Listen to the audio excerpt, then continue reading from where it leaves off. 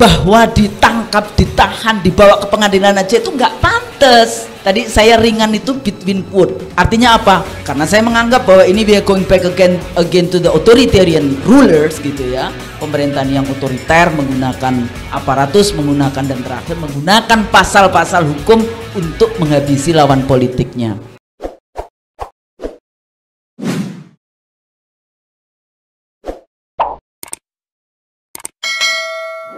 Ada 3 hal. Pertama, bukan berarti saya tidak setuju dengan menggunakan hukum, tapi jangan semua hal kecil-kecil, apalagi kemudian presiden melaporkan, menteri melaporkan, yang kayak gitu, nggak ada kerjaan.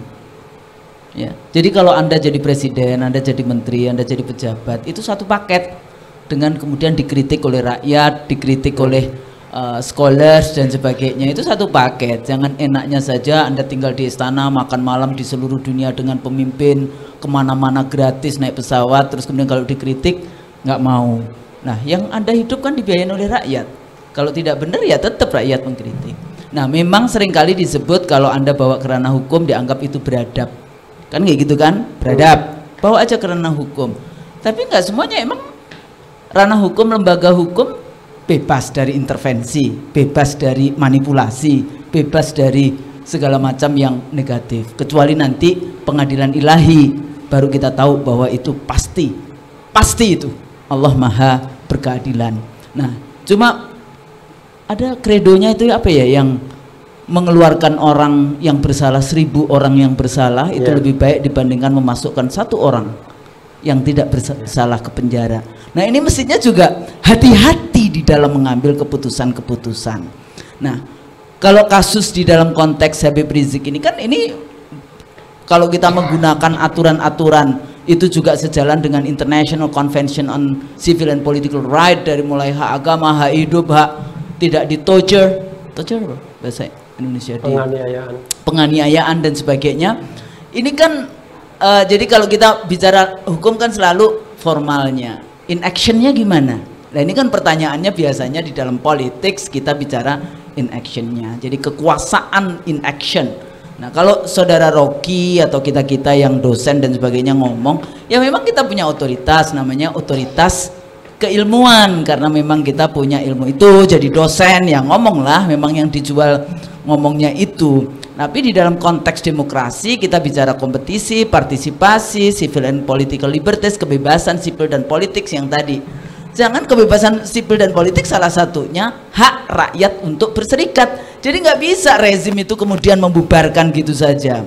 Yang kedua, ini yang tadi saya katakan persoalan Habib Rizik ya. Saya sih ini apa namanya, mudah-mudahan apa yang ada perbaikan, ada, kalau saya katakan bahwa apa yang di dua keputusan ya, sudah 2 kan, tinggal 1 kan. Nah, yang tadi saya katakan ringan bukan bahwa ditangkap, ditahan, dibawa ke pengadilan aja itu nggak pantas. Tadi saya ringan itu between both. Artinya apa? Karena saya menganggap bahwa ini we are going back again to the authoritarian rulers gitu ya. Pemerintahan yang otoriter menggunakan aparatus, menggunakan dan terakhir menggunakan pasal-pasal hukum untuk menghabisi lawan politiknya. Ya, terutama di dalam konteks hari ini. Nah, terakhir ya mudah-mudahan, apalagi ini kan juga secara akhir-akhir ini kan kekuasaan ya, power tends to corrupt, absolute power. Emang kekuasaan itu legit. Ya, jadi gimana caranya LIPI dijadiin 1/8, dijadiin 1 ini, jadiin terus ketuanya siapa dan sebagainya. Ini kan sekarang terjadi di dunia pendidikan sendiri kita sekarang ini. Apa sebetulnya yang sedang terjadi?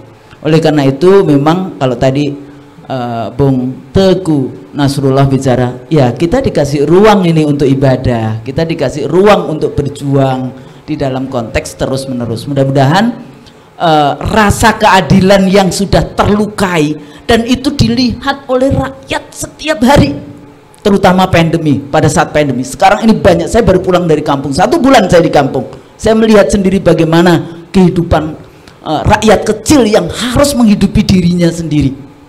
Negara yang katanya bansos dan sebagainya nggak hadir kok di situ.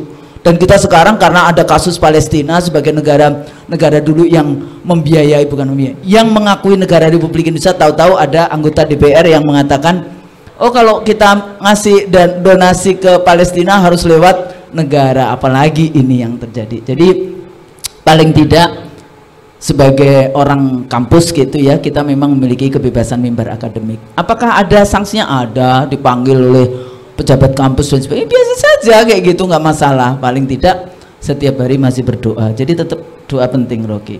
Allahumma arinal haqqo haqqo warzuqna tibaa wa arinal batila batila warzuqna ijtinaba.